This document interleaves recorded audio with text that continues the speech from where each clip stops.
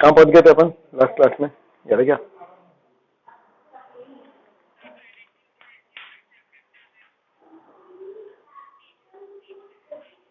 Okay, चलो ये main है।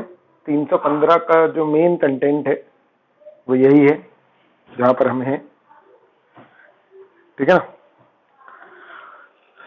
एक्चुअली में पता क्या है, ये मतलब अगर आपको कॉमर्स का थोड़ा बहुत बेसिक नॉलेज है, या अगर मान लो कि आपको बिजनेस का थोड़ा बहुत बेसिक नॉलेज है, समझ रहे, जो मुझे लगता है अभी तक में तो आपको हो गया होगा वैसे, तो आप इसको कॉमन सेंस से निकाल सकते हो। मतलब common up to this level.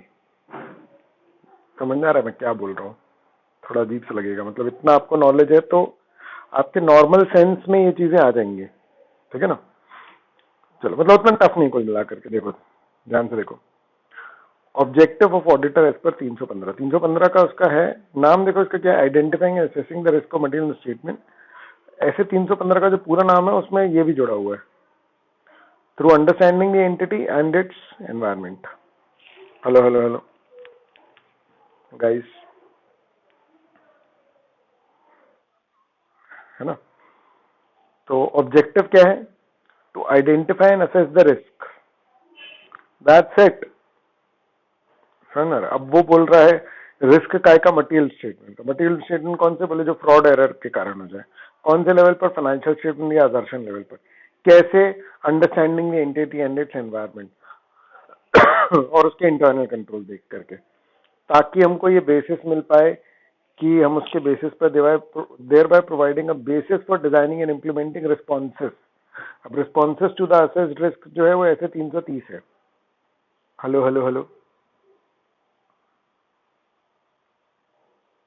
Hello hello hello,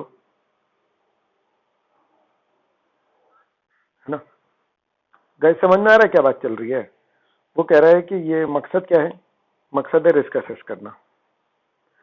लेकिन अब वो सिर्फ मकसद नहीं बता रहा, वो उसके बाद कहानी बताते ही जा रहा है।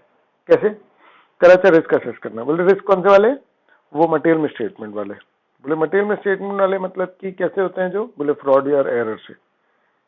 तो सिर्फ फ्रॉड एरर से कहीं भी? बोले नहीं, फाइनेंशियल स्टेटमेंट लेवल पे या अदर्शन लेवल पर जो होते हैं उनकी बात चल रही है ना। मटेरियल में स्टेटमेंट फ्रॉड और एरर के कारण। समझ रहे? कैसे करोगे?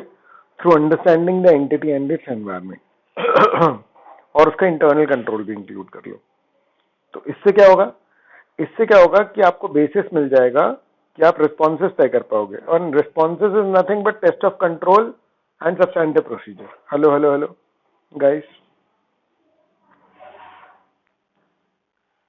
तो टेक्निकली इस पूरे में अपन ने क्या समझा कि रिस्क असेस करना और रिस्क असेसमेंट के बेसिस पे टेस्ट ऑफ कंट्रोल और सब्सटैंटिव प्रोसीजर करना।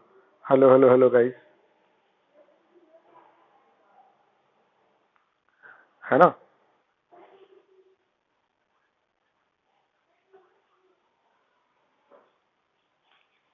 अगर तुमको याद हो, अगर तुम्हें याद हो, मैं ये बात बता चुका हूं कि हर जगह पर्सपेक्टिव बहुत खतरनाक तरीके से डिफर कर रहा है। यानी एक जो पूरा है ना, उसको तो आप बहुत ही खतरनाक कर सकते हो।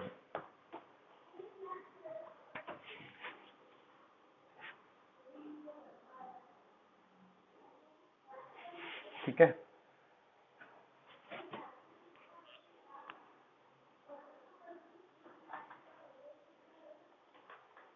ठीक है,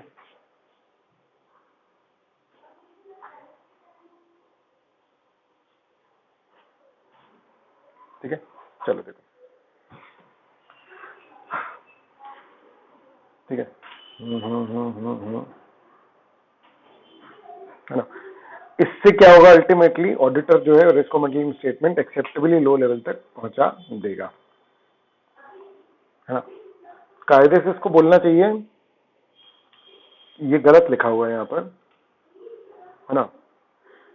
ये रिस्क ऑफ मटेरियल स्टेटमेंट कम नहीं होगा, ऑडिट रिस्क होगा। कि रिस्क ऑफ मटेरियल स्टेटमेंट थोड़ी ना कम कर सकता है ऑडिटर, ये गलत है एक्चुअली में। हेलो गाइस, समझ आ रहा है आपको?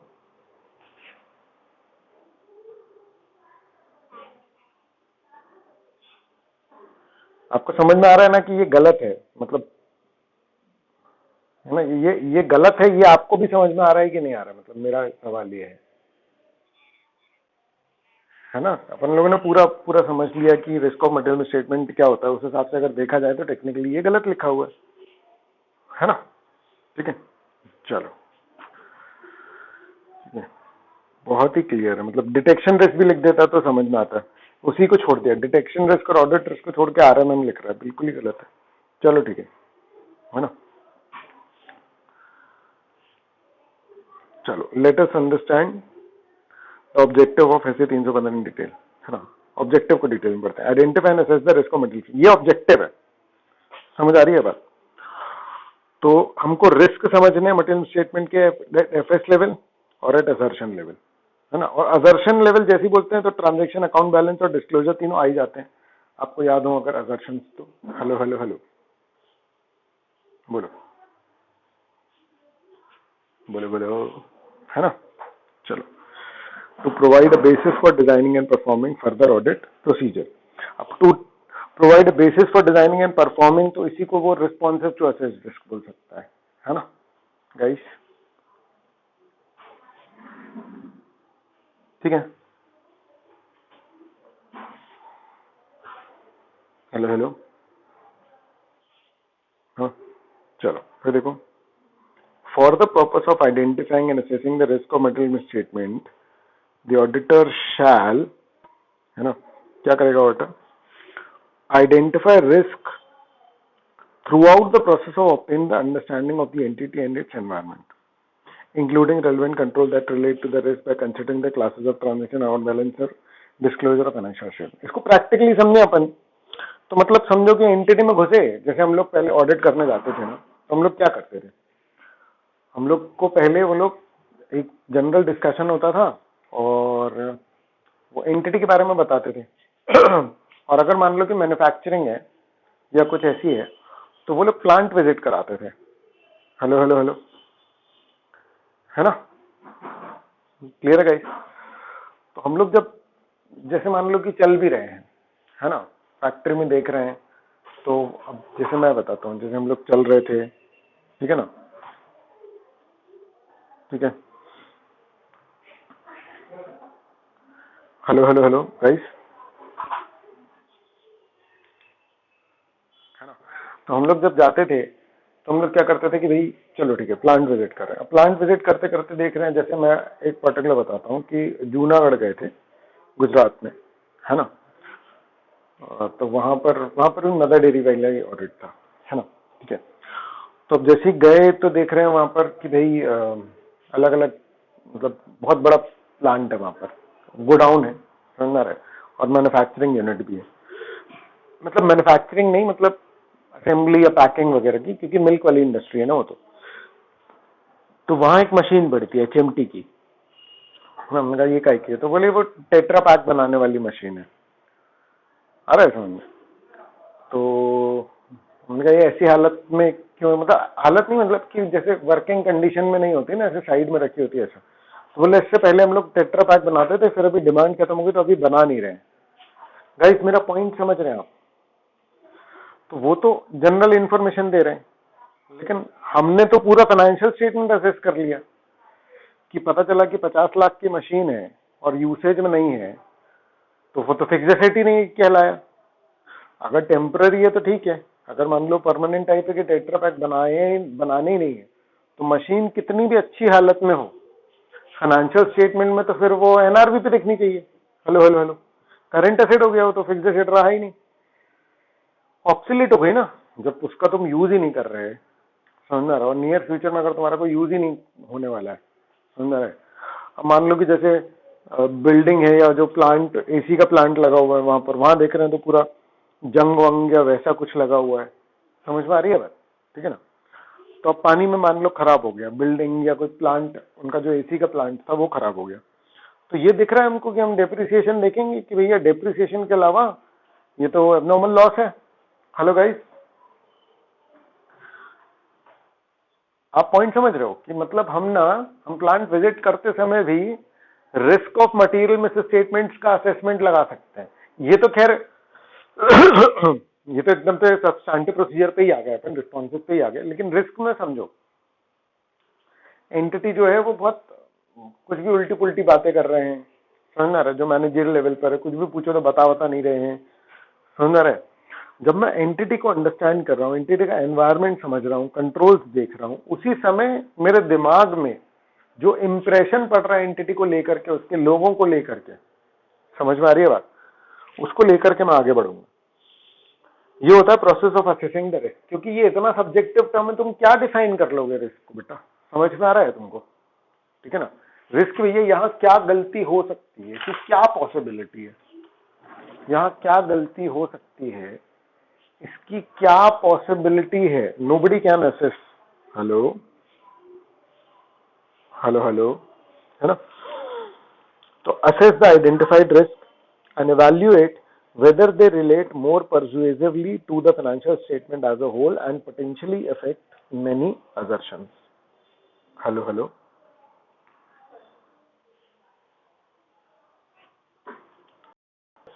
तो असेस करो आइडेंटिफाइड रिस्क। अच्छा, सबसे पहले आइडेंटिफाई रिस्क, बहुत ध्यान से, है ना? ये है आइडेंटिफाई रिस्क। कौन कौन से रिस्क हैं, फिर जो रिस्क का पता लगा लिया उनको असेस करो। हेलो हेलो हेलो,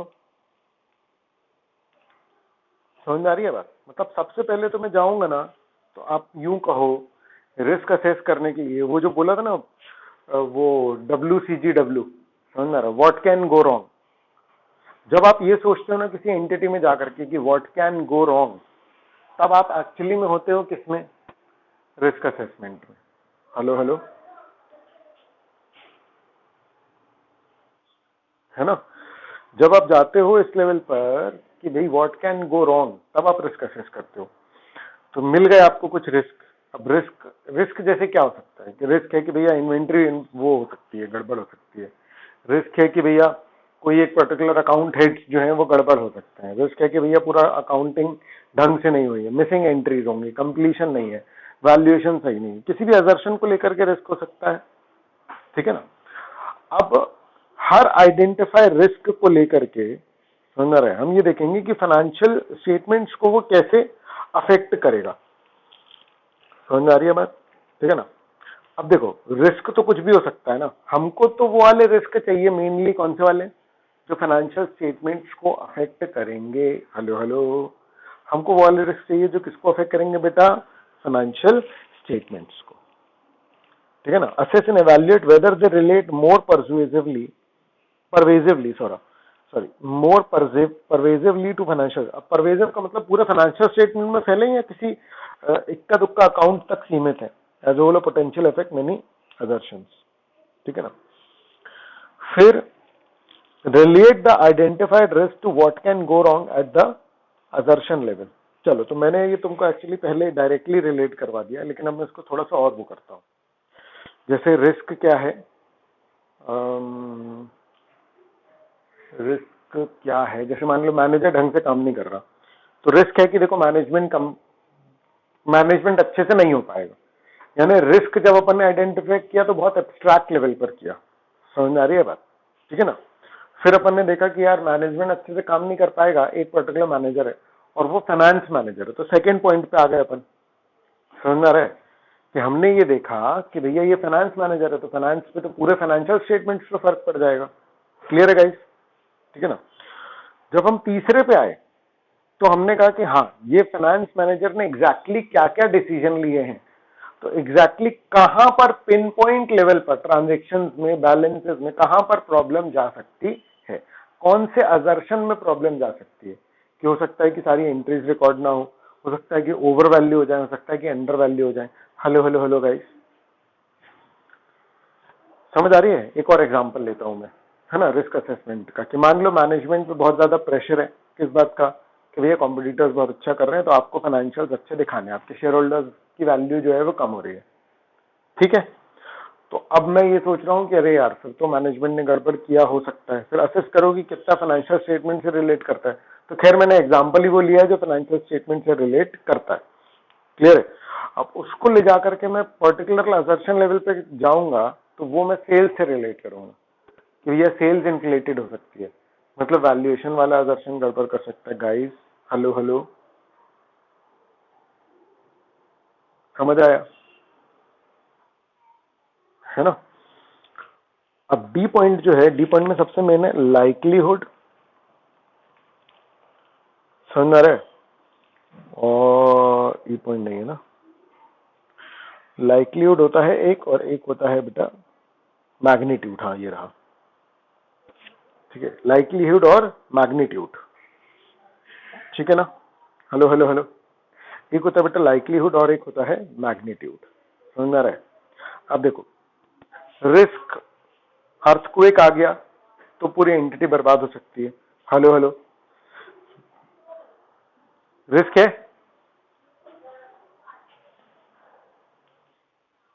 ना। मैग्नीट्यूड ज्यादा है या कम है इस रिस्क का, बताओ, कम है कि ज्यादा है मैग्नीट्यूड?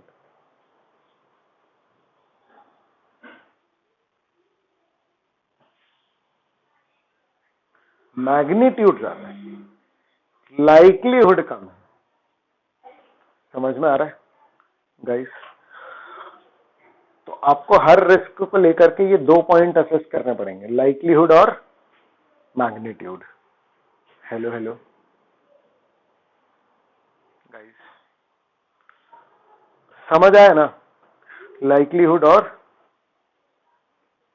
हाँ, लाइक्लीहुड का ये मतलब है कि उसके होने के चांसेस कितने हैं, पॉसिबिलिटी कितनी है कि ये हो जाएगा। समझ आ रहा है?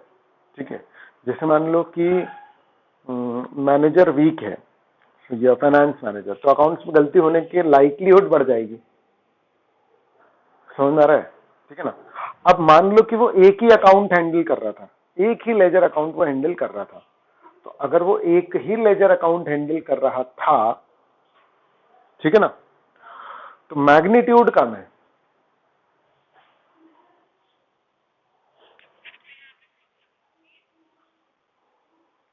अर्थक्वेक की पॉसिबिलिटी ज्यादा होती है क्या, कम ही होती है ना?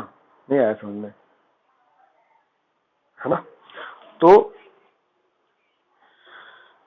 अरे नहीं ना, कैसी बात कर रहे हो? लाइक्लीहुड मतलब उसके होने के चांसेस कितने हैं, नहीं आया समझ में। मैं कोई भी रिस्क की बात कर रहा हूं कि वो रिस्क की लाइक्लीहुड कितनी है।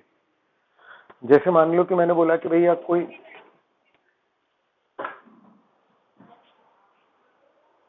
पॉसिबिलिटी का मतलब ही लाइक्लीहुड है,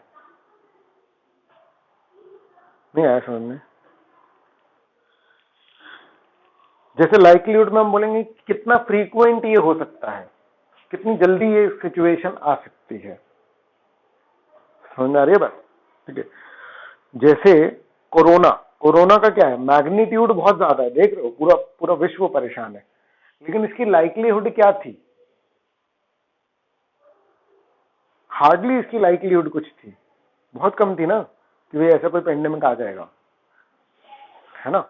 वहीं अगर मान लो कि क्या है कि भाई अगर मान लो कि गुड्स तुम मंगा रहे हो, समझ में आ रहा है, ठीक है ना, तो गुड्स तुम्हारे ऐसे हैं कि खराब हो सकते हैं कुछ कुछ, समझ में आ रहा है, यानी जब वो ट्रक से आते हैं तो कुछ कुछ टूट फूट हो जाती है, ये भी रिस्क है।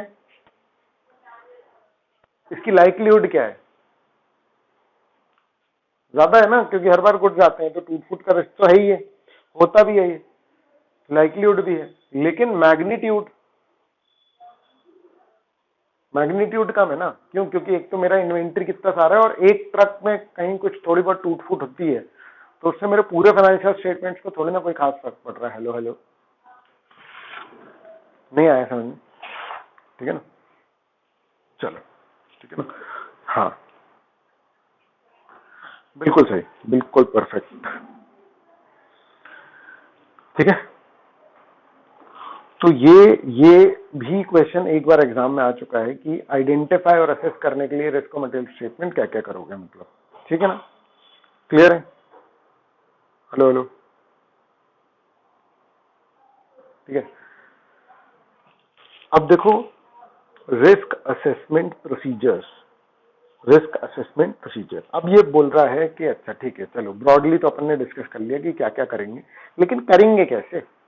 तुमने बोल दिया रिस्क असेस कर लो, कैसे करें भाई, ठीक है ना। तो हमने कहा चलो ठीक है, प्रोसीजर बताते हैं तुमको कि रिस्क कैसे असेस करोगे। Definition, The audit procedure performed to obtain an understanding of the entity and its environment, including the entity's internal control, to identify and assess the risk of material misstatement, whether due to fraud and at the financial statement level or assertion level. फिर वही बोल दिया इसमें.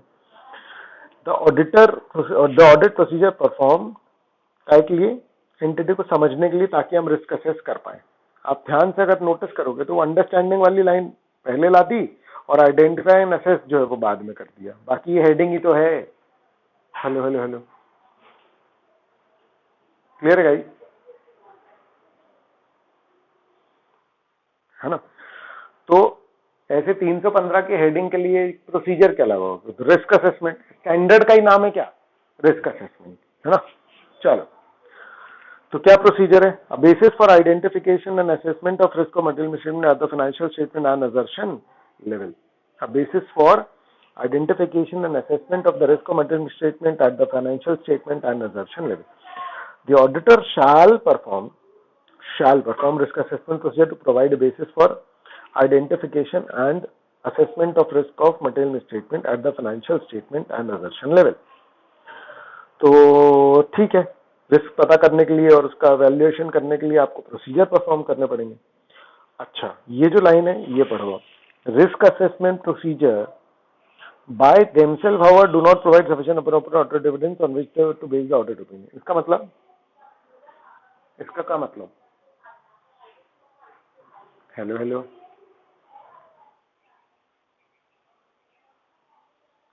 Risk assessment के base पे, मतलब मैंने जब चेक की, मैंने मैनेजमेंट से बात की तो बिल्कुल परफेक्ट लगा, एकदम प्रोफेशनल, बिल्कुल सही, सारे जो प्रोसीजर वगैरह मैं देख रहा हूँ, इंटरनल कंट्रोल तक भी नहीं पहुंचे. तो अरे यहाँ तो रिस्क है ही नहीं, यहाँ रिस्क नहीं है, इसका मतलब कुछ गलत नहीं हुआ होगा.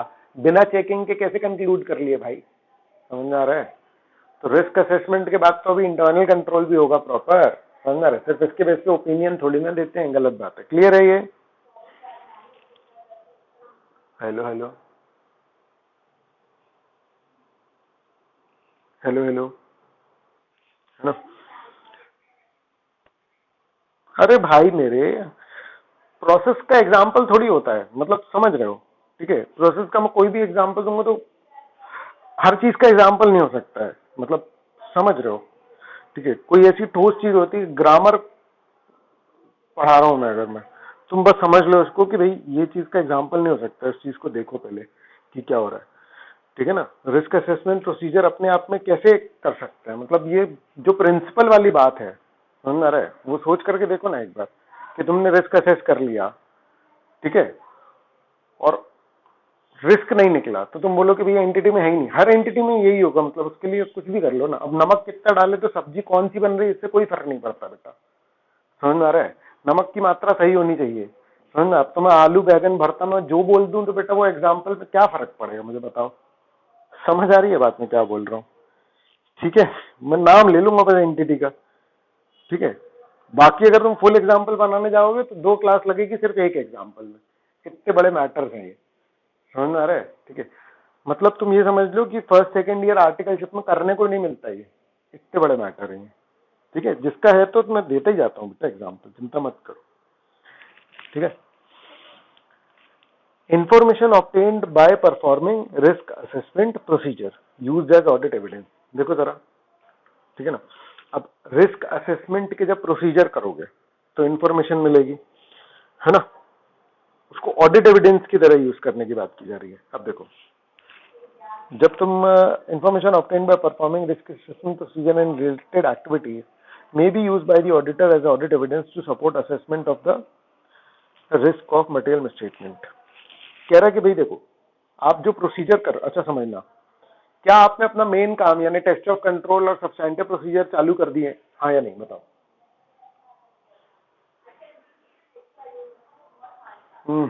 अभी नहीं किए हैं. समझ आ रहा है? रिस्क असेसमेंट कौन से स्टेप पे होता है? सबसे फर्स्ट. समझ आ रहा है? ठीक है, मतलब तुम तो ये मान के चल लो कि बस फाइनेंशियल्स मिले हैं, हाथ में आए, और उसके पहले ही, यानी जब एंटिटी से बात हो रही थी ना, जब एंटिटी वाला पहली बार आया था कि भैया हमारा ऑडिट कर दोगे क्या, हमारा रिस्क असेसमेंट उस टाइम से चालू हो जाता है, जिसमें हम ये सोच रहे हैं कि यार यहाँ गड़बड़ी होने के क्या चांसेस हैं. देखो, रिस्क असेसमेंट में मेनली अपन किस चीज का असेसमेंट कर रहे हैं? आरएमएम का। Hello hello hello. ऐसे 315 जो है वो आईआर और सीआर के लिए है, इनहेरेंट रिस्क और कंट्रोल रिस्क के लिए गाइस, ठीक है। और ऐसे 330 जो है वो बताएगा कि आप रिस्पॉन्सेस क्या दोगे असेस्ड रिस्क के लिए। जब आप रिस्पॉन्सेस तैयार करोगे तो आप अपना डिटेक्शन प्लान करोगे, तो आपका बनेगा detection risk. Hello hello hello. और ऑटोमेटिकली आपका ओवरऑल ऑडिट रिस्क बनेगा। ये वाली लाइन समझ में आई कि नहीं आई, पहले तो ये बताओ फटाफट से। या गया ना समझ में? ठीक है ना। तो मेरे रिस्क असेसमेंट प्रोसीजर और मेरे सब्सटैंटिव प्रोसीजर बहुत अलग अलग होते हैं। हाँ, जहां तक टेस्ट ऑफ कंट्रोल की बात है तो थोड़ा थोड़ा रिस्क असेसमेंट उससे सिमिलैरिटी खा सकता है। समझ आया ये वाला? ये जो बोला ये वाला आया समझ में ना? ठीक है ना। तो सब्सटैंटिव प्रोसीजर मतलब मैं कोई बिल चेक कर रहा हूँ कि हाँ इसकी एंट्री की नहीं की, ये सब्सटैंटिव प्रोसीजर है। समझ में आ रहा है? रिस्क असेसमेंट पता क्या है कि मैं मैनेजर से बात कर रहा हूं और भाई कैसा चल रहा है काम, पॉइंट समझ में आ रहा है? मैं उससे जनरल बात कर रहा हूं और वो मेरे को कुछ बोल रहा है, उससे मैंने रिस्क असेस कर लिया कि अरे यार इनकी तो हालत बड़ी खराब चल रही है। मैं न्यूज आर्टिकल पढ़ रहा हूं, उससे रिस्क असेस हो गया। क्लियर है? अभी इसमें दिया होगा आगे कि रिस्क असेस करने के लिए कौन कौन से डॉक्यूमेंट्स है वो सब देख सकते हो। ये सब दिया हुआ है कि मैनेजमेंट से पूछो, एम्प्लॉइज से पूछो। समझ में आ रहा है? जिससे पूछ सकते हो, जो डॉक्यूमेंट देख सकते हो, जो रेशियोज एनालाइज कर सकते हो। मतलब पूरी एंटिटी को समझना ही एक तरीके से आपका क्या हो जाएगा, रिस्क असेसमेंट करना हो जाएगा। समझ में आ रहा है? आप किसी भी एंटिटी में गए हो, आप जितना उसके बारे में पता करोगे, समझ में आ रहा है, तो आपको रिस्क पता लगते जाएंगे। अब देखो थोड़ा सा इसका डिसेक्शन करें अगर अपन, अभी मैं ब्रॉडली बोल रहा हूँ रिस्क पता लग जाएगा, रिस्क पता लग जाएगा, ठीक है ना। दो लेवल पर है। एक तो आपको बिजनेस के बारे में पता चलेगा कि भैया बिजनेस डूब सकता है या नहीं, ये बिजनेस रिस्क है जिससे डायरेक्टली ऑडिटर का लेना देना नहीं होता। गाइस आपको समझ में आया मैंने क्या बोला? How business risk is different from audit risk.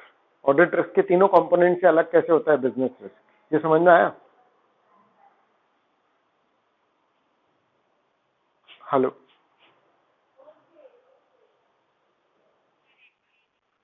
देखो मैं जब रिस्क असेसमेंट प्रोसीजर करने जा रहा हूं, है ना, तो मैं तुमको बस अभी तो मैंने इतना बोला कि जैसे सब्सटैंटिव प्रोसीजर करने नहीं जा रहा हूं मैं अभी। समझ रहा है? अभी तो मैं प्लान बना रहा हूं ना कि भैया मैं चेकिंग कितनी करूंगा, तो अभी एंटिटी के बारे में जान रहा हूं। जब मैं एंटिटी के बारे में जान रहा हूं, समझ रहा है, तब तो मुझे ये भी पता लग सकता है कि हाँ यार ये बिजनेस के तो अभी गोइंग कंसर्न का थोड़ा सा इशू हो सकता है। बिजनेस रिस्क मतलब गोइंग कंसर्न वाला इशू। Hello hello. तो मैं भी सवाल ये कर रहा हूं कि आपको बिजनेस रिस्क समझ में आया, है ना। तो बिजनेस रिस्क डायरेक्टली आपका आरएमएम में तो पार्ट नहीं बनता, रिस्क और मटेरियल स्टेटमेंट में या ऑडिट रिस्क में। ये समझ में आया? क्योंकि ऑडिट रिस्क क्या है, हाँ क्योंकि देखो ऑडिट रिस्क क्या है, ऑडिट रिस्क क्या है कि फाइनेंशियल स्टेटमेंट में मिस स्टेटमेंट्स हैं और ऑडिटर उसको नहीं पता कर पा रहा है। बिजनेस रिस्क क्या है कि कल को ये बिजनेस नहीं चलेगा, कल को ये बिजनेस नहीं चलेगा, आपका ये प्रोडक्ट बंद हो जाएगा, लोग खरीदना बंद कर देंगे। समझ में आ रहा है? ऑडिट रिस्क का बिजनेस रिस्क से डायरेक्टली कोई लेना देना नहीं है, मेरा बिजनेस चले या ना चले। समझ में आ रहा है? फाइनेंशियल स्टेटमेंट तो सही बनाओ, अब फाइनेंशियल स्टेटमेंट सही नहीं बने और ऑडिटर पकड़ नहीं पाए, ऑडिट रिस्क है। हो सकता है कि भाई बिजनेस रिस्क है लेकिन ऑडिट रिस्क बिल्कुल नहीं है। नहीं आया समझ में? ऐसा भी हो सकता है कि बिजनेस रिस्क नहीं है लेकिन ऑडिट रिस्क है ना। तो ये अलग अलग मैटर है, इंडिपेंडेंटली होते हैं, सिर्फ एक पर्टिकुलर पॉइंट पे ये रिलेट होते हैं। समझ रहा है कि अगर बिजनेस रिस्क है, हेलो हेलो हेलो हेलो, अगर बिजनेस रिस्क है तो देयर माइट बी चांसेस कि भैया क्या हो, एंटिटी वाले क्या करने की कोशिश करें, गड़बड़ क्यों, है ना, मतलब कि वो फाइनेंस ज्यादा दिखाने की कोशिश करें ना। लोन वोन के लिए फाइनेंशियल स्टेटमेंट बुरे हैं, लेकिन वो अच्छे प्रॉफिट्स या ज्यादा मजबूत स्थिति दिखाने की कोशिश करें, जिसको अपन फिर विंडो ड्रेसिंग और अलग अलग नामों से बुला सकते हैं। हेलो हेलो, है ना? क्लियर है? चलो, तो वापस आ जाते हैं अपन। इन एडिशन द ऑडिटर में obtain audit evidence about the class of transaction, account balance, ये सब जो है, and about the operating effectiveness of controls, है ना? और ये तो सब्सटेंटिव प्रोसीजर वाली बात है, ठीक है ना? ठीक है ना? तो even though such procedure were not specifically planned as substantive procedure or test of control, the auditor may also choose to perform substantive procedure or test of control concurrently with risk assessment procedure because it is efficient to do so. मतलब point समझना, मैं अभी तो करने के आया हूं risk assessment, लेकिन अब भाई मैं जब करूंगा सब्सटेंटिव प्रोसीजर तो मेरे को ये तो पता है ना कि मैं कुछ बिल्स तो चेक करूंगा ही करूंगा। हेलो हेलो हेलो, मतलब मैं अल्टीमेटली सब्सटेंटिव पे पहुंचूंगा, ठीक है? हेलो हेलो हेलो गाइस, अब समझना मेरी बात, ध्यान से सुनना, ठीक है ना? अगर मैं बिल्कुल प्रोफेशनली सीक्वेंस अगर एस्टैब्लिश करूं तो मेरा सीक्वेंस होगा risk assessment, test of control, उसके बेस पे मैं प्लान बनाऊंगा, उसके बेस पे मैं सब्सटेंटिव करने वाला हूं। समझ आ रहा है? ठीक है। अच्छा, सब्सटेंटिव का प्लान बनेगा, ठीक है? सब्सटेंटिव का मेरा प्लान बनेगा कि भैया मेरे को कितना क्या करना है। क्या कभी ऐसा पॉसिबल है कि मैं ऐसा डिसाइड कर लूं कि सब्सटेंटिव करना ही नहीं है क्योंकि रिस्क कम है, या तो फिर टेस्ट ऑफ कंट्रोल अच्छे निकले तो? हेलो हेलो, ऐसा नहीं होगा ना, ठीक है ना?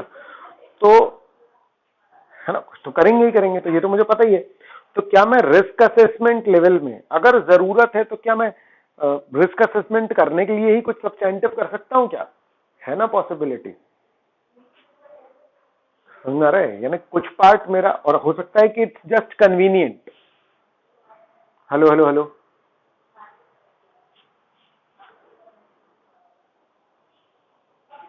हेलो हेलो हेलो, इसका तो मैं एक पर्टिकुलर क्लासिक एग्जांपल देता हूं जो हम लोग करते थे, ठीक है ना? तो हम लोग किसी एंटिटी पे जाते थे ना ऑडिट करने, है ना? हेलो हेलो, ठीक है? तो पता क्या करते थे, सबसे पहले बोलते थे हाँ भाई हम पहुंचे ऑडिट में, हमने बोला यार डेटर की लिस्ट निकालो, समझ आ रहा है, और वो दो जरा उनके एड्रेसेस, समझ आ रहा है? सबसे पहले सर्कुलेशन, सर्कुलराइजेशन जो भी बोलते थे उसको, वो कर देते थे। मतलब पॉइंट समझ में आ रहा है? प्लानिंग लाइनिंग सब ठीक है, सबसे पहले डेटर्स को भेज दो। क्यों? बताओ क्यों? ये तो सब्सटेंटिव कर रहे हो तुम, हम तो सबसे पहले जाकर के सब्सटेंटिव करने लग गए। हेलो, नहीं,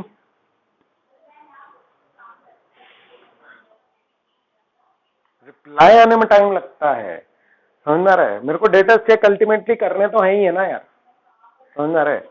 तो क्यों ना मैं पहले से प्लान करके, अब उसके बाद क्या होगा, हो सकता है कि भैया मैंने दो ज्यादा कर लिए या दो कम कर लिए, क्या फर्क पड़ता है? कितना टाइम मेरा एक्स्ट्रा लग गया, थोड़ी ज्यादा चेकिंग में कोई प्रॉब्लम नहीं है, कम नहीं पड़नी चाहिए, है कि नहीं? समझ में आ रही है बात? तो होता ही है कि भैया मेरा ऑडिट का प्लान बनेगा, और मैं जब तक प्रॉपर अगर डेटर्स तक पहुंचूं उसके बाद फिर जब मैं सर्कुलेशन के लिए डालूंगा तो फिर मेरे को हो सकता है 2-3 हफ्ते लगे। इससे अच्छा जाते ही ऑडिट में कर दो, क्योंकि जब तक तुमको 2 हफ्ते लगेंगे तब तक तुम्हारे रिप्लाईज आने जो है वो चालू हो जाएंगे। हेलो हेलो हेलो गाइस, ठीक है? बाकी हाँ, ये समझ लो कि मैं कुछ सब्सटेंटिव प्रोसीजर परफॉर्म कर रहा हूं, उसका ये मतलब नहीं है कि मैंने पूरे प्लान कर दिए हैं या जैसा मैंने प्लान किया था वैसे ही कर रहा हूं। ये तो भी रैंडम कुछ सैंपल कर रहा हूं मैं। हेलो हेलो हेलो, क्लियर है कि नहीं है बताओ? मतलब कोई परहेज नहीं है मुझे कि मैं नहीं नहीं सब्सटेंटिव को हाथ भी नहीं लगाऊंगा जब तक मैं रिस्क असेसमेंट नहीं करूंगा, ठीक है ना? कर सकता हूं, पूरा प्रैक्टिकली बना हुआ है, ठीक?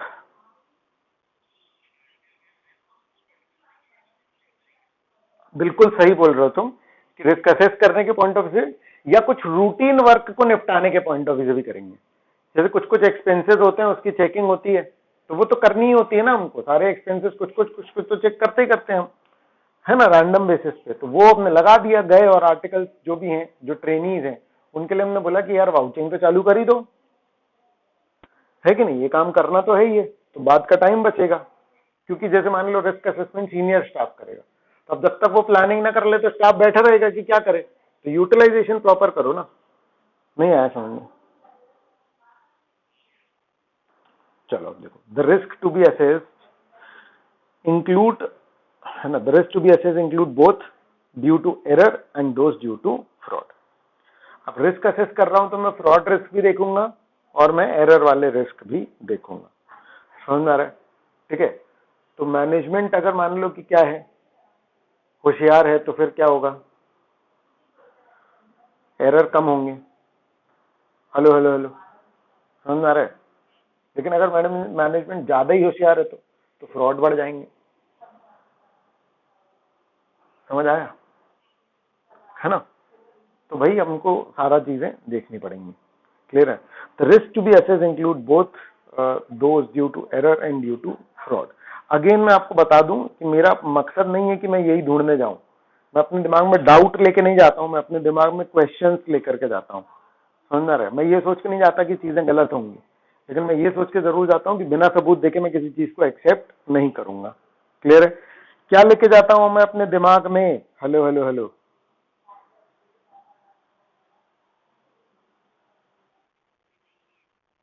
क्या क्या क्या?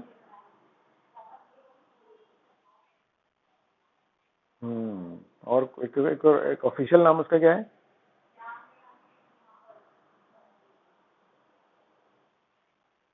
एक नंबर, बहुत सही। समझ में आ रहा है? प्रोफेशनल स्केप्टिसिज्म लेकर के जाता हूं मैं। क्लियर है गाइस? ठीक है ना? ध्यान रखना। ठीक है?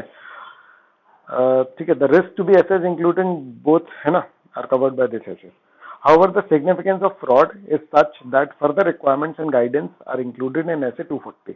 SA 240 is all about fraud, the auditor's responsibility regarding the fraud in the audit of financial statement in relation to risk assessment procedure and related activity to obtain uh, information that is used to identify the risk of material statement due to fraud. तो एक चीज समझ लो, ये अपन अभी generic पढ़ रहे हैं risk of miss statement, है ना? तो ये जेनेरिक है, चाहे एरर से हो चाहे फ्रॉड से हो। बाकी फ्रॉड के पास, फ्रॉड को लेकर के एक अलग से स्टैंडर्ड बना हुआ है कि फ्रॉड को लेकर के ऑडिटर की रिस्पॉन्सिबिलिटीज क्या है। Hello hello hello guys, clear है? ठीक है ना? तो उस स्टैंडर्ड में रिस्क असेसमेंट की भी बात कर लेंगे अपन कि पर्टिकुलरली फ्रॉड रिस्क का अंदाजा आपको किन चीजों से लगना चाहिए। हेलो हेलो हेलो हेलो, है ना? यानी पहले आप उन फैक्टर्स को आइडेंटिफाई करोगे जिनके कारण आपको लगता है कि हाँ ये फैक्टर है तो फ्रॉड हो सकता है। समझ में आ रहा है? यानी मैं जब जाऊंगा ना, समझ में आ रहा है, तो मैं ये नहीं चेक करूंगा कि यार यहां पर फ्रॉड की पॉसिबिलिटी है या नहीं। हेलो हेलो हेलो, मैं सिर्फ मिस स्टेटमेंट्स देखूंगा, चाहे वो एरर के कारण हो चाहे वो फ्रॉड के कारण हो। ये क्लियर है? ये क्लियर है? ठीक है। लेकिन मैं फ्रॉड रिस्क फैक्टर्स का जरूर एग्जिस्टेंस देखूंगा, जैसे रिलेटेड पार्टी ट्रांजैक्शन। समझ में आ रहा है? रिलेटेड पार्टी ट्रांजैक्शन के केस में फ्रॉड रिस्क फैक्टर हो सकता है, मैं ये नहीं कह रहा कि फ्रॉड होगा, लेकिन अगर फ्रॉड रिस्क फैक्टर्स बढ़ जाएंगे तो भी क्या होगा, मेरी चेकिंग का दायरा थोड़ा सा बढ़ जाएगा। हेलो हेलो,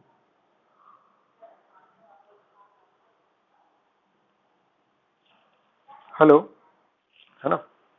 तो कह रहा है कि देखो फ्रॉड रिस्क तो चैप्टर 5 में करेंगे अपन, ठीक है, थोड़ा सा चैप्टर है 4 पेज का, कर लेंगे अपन।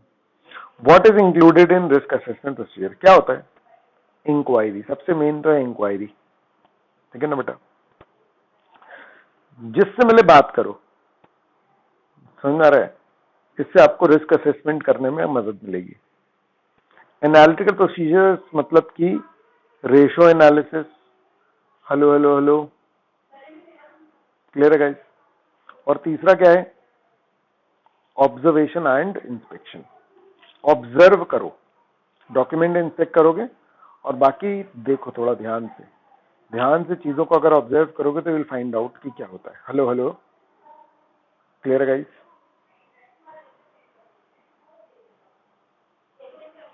हेलो हेलो, है ना? अब inquiries of management and others within the entity, ये तीन को डिटेल किया हुआ है, ठीक है ना। अब आ रहा है रिस्क असेसमेंट प्रोसीजर्स पे प्रॉपर, मतलब अभी देखो क्या बोल रहा है ना। रिस्क असेसमेंट प्रोसीजर का इंट्रो चल रहा था अभी, क्लियर है ये, समझ में आ रही है बात। तो उसके बारे में जनरल डिस्कशन करके अब ये है प्रोसीजर। तो अब पता है क्या, मतलब कि तुम एक बार इमेजिन करो कि आपसे एग्जाम में क्वेश्चंस जो है वो क्या आ सकता है, समझ में आ रहा है, ठीक है ना। क्यों ऑडिट में कम नंबर मिलते हैं, उसका एक बहुत बड़ा रीजन ये है, ठीक है। जैसे रिस्क असेसमेंट प्रोसीजर पे क्वेश्चन आया, तो अब क्या होता है ना कि अपन लोग उसको एक क्वेश्चन पढ़ते हैं जिसमें कि दिखता है अपने को क्या, रिस्क असेसमेंट प्रोसीजर। जब रिस्क असेसमेंट प्रोसीजर दिखा तो अपन ने जो पढ़ के आए ना रिस्क असेसमेंट प्रोसीजर को लेकर के वो लिख के आते हैं। अगर मान लो कि वो तुमसे ये बोलता है कि भैया रिस्क असेसमेंट प्रोसीजर लिखो, समझ आ रहा है, लेकिन अगर मान लो कि उसका क्वेश्चन ऐसा निकला कि रिस्क असेसमेंट प्रोसीजर क्यों लगाते हैं, समझ आ रहा है, relevance of risk assessment procedure, तो फिर इंट्रो वाला डिस्कशन लगेगा। गाइस पॉइंट समझ में आ रहा है आपको, है ना। What things should be considered while devising risk assessment procedure, clear है।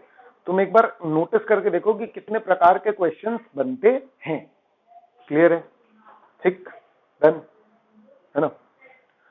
बेटा ऑडिट में ना हार्ड वर्क से ज्यादा कंसंट्रेशन लगता है, ये ध्यान रखना, समझ आ रहा है। सबसे इंपॉर्टेंट है कि क्वेश्चन बहुत ही ध्यान से पढ़ो। आप जो आरटीपी के मॉड्यूल के जितने भी ये सब क्वेश्चंस करेंगे ना, वो बहुत ध्यान से करना पड़ते हैं। और उसमें सबसे बड़ी प्रॉब्लम ये हो जाती है कि जब एक आध क्वेश्चन इंस्टीट्यूट के लेवल पे गलत निकलता है, समझ आ रहा है, वो बहुत बड़ी प्रॉब्लम होती है। क्योंकि हम मतलब अगर उसमें कुछ गलत है ना, तो मैं सच बता रहा हूं कि 2-2 3-3 घंटे लगे मेरे को कभी कभी कि यार हो सकता है कि कुछ लॉजिक हो इसका जो अपने को ना पता हो, पर अल्टीमेटली निकलता है वो मिस प्रिंट मॉड्यूल में या इसमें, समझ में आ रहा है।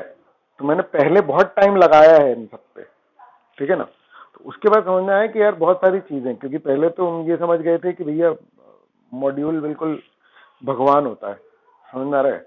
अब आज की सिचुएशन ये है कि भैया मॉड्यूल भगवान क्यों है, क्योंकि मॉड्यूल से पेपर बनता है, समझ में आ रहा है, लेकिन वो है नहीं, समझ में आ रहा है। मतलब मॉड्यूल सब बिल्कुल परफेक्ट है, ये अपन असेसमेंट ये गड़बड़ है। इसका रिस्क असेसमेंट किया है मैंने, समझ में आ रहा है, ठीक है ना। तो रिस्क ऑफ मिस स्टेटमेंट है इसमें, मतलब मॉड्यूल में, समझ में आ रहा है क्या, क्लियर है, ठीक है। अब तुम लोग के साथ पढ़ रहे हैं तो एक तरीके से सब्सटैंटिव प्रोसीजर ही हो जा रहे हैं, ठीक है ना, क्लियर है, ठीक है। टेस्ट ऑफ कंट्रोल इसके मैं नहीं कर पाऊंगा, क्योंकि उसके लिए मेरे को इंस्टीट्यूट जाकर के उन लोगों का पता लगाना पड़ेगा जिन लोगों ने ये मॉड्यूल लिखा, समझ में आ रहा है, ठीक है। अबे तो एग्जाम्पल दे रहा हूं ना, सुनोगे तो अच्छा ही रहेगा ना, याद रहेंगी चीजें, समझ आ रहा है। हाँ हाँ ठीक है, इंडिविजुअल मॉड्यूल असर्शन लेवल हो सकता है। चलो छोड़ो।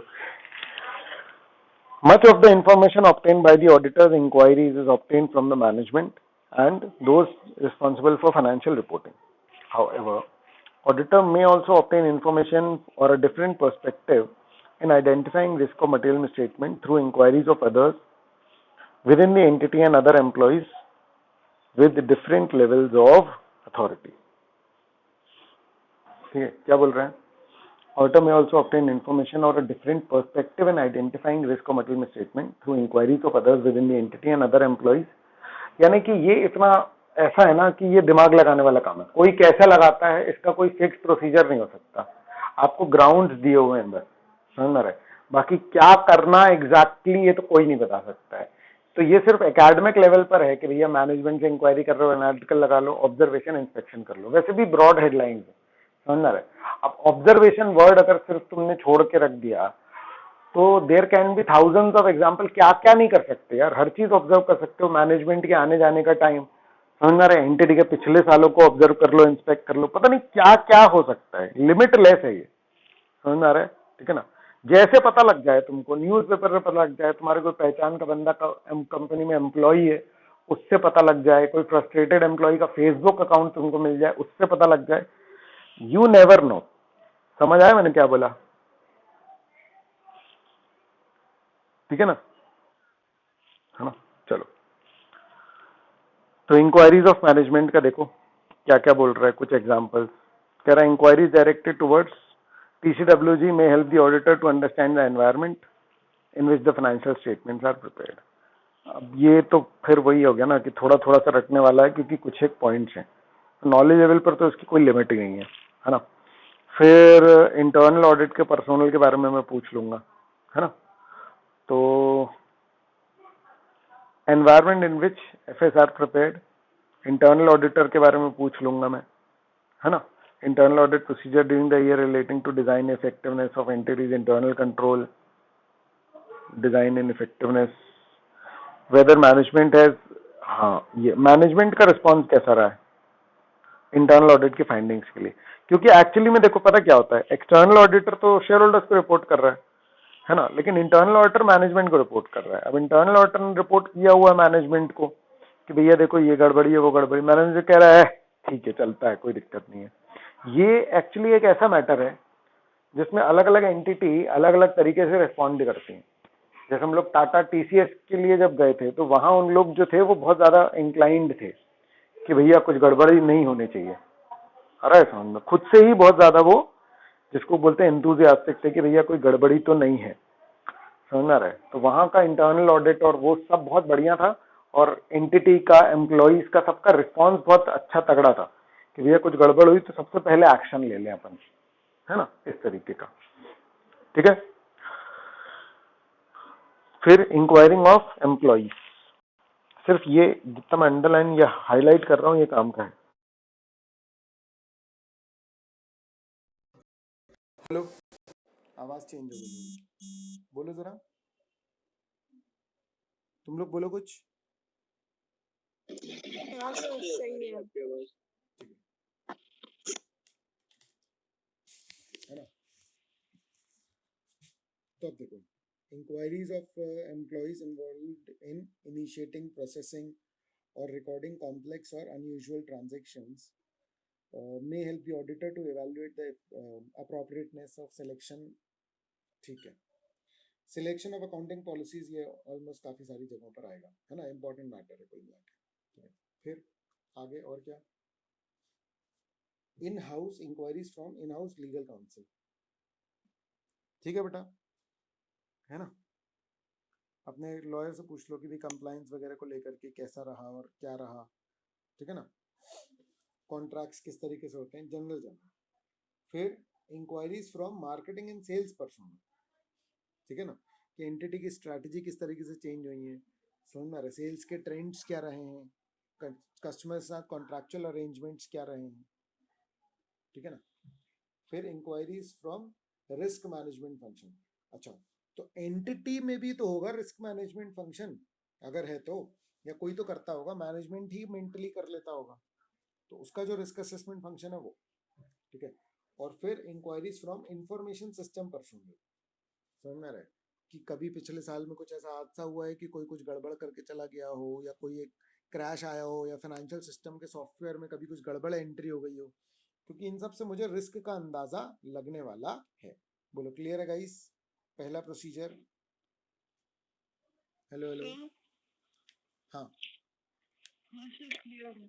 ठीक है। सर मैं ये पूछ रही थी कि हमको आंसर लिखते वक्त एग्जाम्पल्स कोड करने पड़ेंगे, डिपेंड करता है कितने मार्क्स का आया है। एक्चुअली क्या है ना, देखो अभी इसके साथ साथ में अगर आप आरटीपी या पुराने एग्जाम के क्वेश्चंस उठाते जाओगे ना, तो आपको अच्छा खासा अंदाजा लग जाएगा कि किस तरीके के क्वेश्चंस आते हैं। क्योंकि अगर सिर्फ मॉड्यूल के बेस पे अगर अपन क्वेश्चंस का अंदाजा लगाने जाएंगे तो there can be tens of thousands of questions, समझ में आ रहा है? तो अपन क्या करेंगे कि पहले एक बार आरटीपी और एक पुराने एग्जाम्स अगर देखेंगे तो हमें एक अंदाजा लग जाएगा कि कितना ब्रॉडली और कितना स्पेसिफिकली चीजों को पूछा जा रहा है। समझ में आया मैंने क्या बोला बेटा? ठीक है। एनालिटिकल प्रोसीजर्स में क्या है, रेशियो एनालिसिस, ठीक है ना? ये क्या है, ये है रिस्क असेसमेंट प्रोसीजर, समझ में आ रहा है? ठीक है, कोई भी रेशियो अगर इधर उधर भग रहा है तो that is not an indicator of misstatement. समझ में आ रहा है? दैट मतलब दैट इज एन इंडिकेटर कि there can be misstatement, there may be misstatement. समझ में आ रहा है? अगर आपको रेशियोज कुछ इधर उधर मिले तो इससे ये कंक्लूड मत करना कि मिस स्टेटमेंट है. समझ में आ रहा है? लेकिन आप ये जरूर बोल सकते हो कि मिस स्टेटमेंट हो सकता है, क्योंकि वो जो अनयूजुअलनेस है, अनयूजुअल जो भी हुआ है वो सही भी तो हो सकता है. बोलो गाइस. Hello hello. हाँ सर, मतलब हमको कंक्लूड नहीं करना है जल्दी से. बिल्कुल बिल्कुल, है ना? तो analytical procedure performed as risk assessment procedure में identify aspects of the entity which the auditor was unaware, है ना, and may assist in assessing the risk of material misstatement. कुल मिला के बोल रहा है एनालिटिकल प्रोसीजर करने से आपको ऐसे एवेन्यूज, ऐसी जगह पता लग सकते हैं जो आपको पहले पता नहीं थी. ठीक है ना? बस इतना ही है इस पूरे का. फिर अगर इसको रिस्क असेसमेंट प्रोसीजर की तरह यूज कर रहे हो तो फाइनेंशियल और नॉन फाइनेंशियल इंफॉर्मेशन दोनों को करना. जैसे एम्प्लॉय काउंट भी देखना जरा. ज्यादा एम्प्लॉय अगर टर्नओवर ले रहे हैं तो क्यों छोड़ छोड़ के जा रहे हैं एम्प्लॉयज तुम्हारे. क्लियर है बेटा? इसका रिलेशन कहीं ना कहीं फाइनेंशियल से हो सकता है. ठीक है? Sales and square footage of sales space और वॉल्यूम ऑफ गुड्स सोल्ड. समझ में आ रहा है? तो ये सब आपको देखना पड़ेगा. अब एनालिटिकल प्रोसीजर में help identify the existence of unusual transaction, है ना, existence of unusual transaction, events, amounts, ratios, trends, है ना. तो आपको ऐसे कुछ पता लग सकते हैं जिसका ऑडिट इम्प्लीकेशन हो. अनयूजुअल और अनएक्सपेक्टेड रिलेशनशिप जो कि आइडेंटिफाई हुए तो वो रिस्क का ऑब्वियसली बात है, सीधा सीधा जरिया है. Hello hello hello. कि फ्रॉड के कारण रिस्क हो सकता है. क्लियर है गाइस? Hello hello. ठीक है ना? है ना? हाँ sir. However, when such analytical procedure use data aggregated at a high level, ठीक है ना, the result of those analytical procedures only provide a broad initial indication about whether a material misstatement may exist. सबसे पहले मैंने यही बोला आपको कि अगर मान लो कि एनालिटिकल प्रोसीजर में कुछ भी इधर उधर निकलता है तो वहां सिर्फ मे है, may there is a misstatement ऐसा कंक्लूड नहीं कर सकते. ठीक है ना? फिर accordingly in such cases consideration of other information that has been gathered when identifying the risk of material misstatement together with the result of such analytical procedure may assist the auditor in understanding and evaluating the result of analytical procedure. Accordingly, क्या बोल रहा है accordingly से? In such cases consideration of other information, है ना, other information, एक second है ना, ध्यान से. Other information may assist the auditor in understanding and evaluating the result of analytical procedure. मतलब अदर इंफॉर्मेशन से भी आपको इंफॉर्मेशन मिलेगी, यानी कि सिर्फ एनालिटिकल प्रोसीजर के बेस पे कंक्लूड मत करना, दूसरी इंफॉर्मेशन भी कंसिडर करना, ये बोल रहा है. Hello hello. क्लियर है गाइस? ठीक है. और फिर ऑब्जर्वेशन इंस्पेक्शन का तो कोई और छोर है नहीं बेटा. क्लियर है? Hello hello. ठीक है बेटा, है ना. एग्जाम्पल्स हाँ दिए सर. हुए. ठीक है ना? तो क्या documents such as business plans, record, internal control manual, reports prepared by the management, quarterly management reports. Practically it can be anything. जो डॉक्यूमेंट लिखोगे रिलेवेंट है, लेकिन हाँ थियोरेटिकली ये वाले डॉक्यूमेंट आपके सजेस्टेड आंसर में होंगे. समझे मैंने क्या बोला? प्रैक्टिकली जिससे बात कर रहे हो, जो बात कर रहे हो, जो डॉक्यूमेंट देख रहे हो, तुम्हारे काम का है. ठीक है बेटा? Hello hello hello. हाँ सर. ठीक है ना? चलो बाकी कल करते हैं. ठीक है? Understanding the entity second phase. ठीक है? सो कल करेंगे. Bye sir.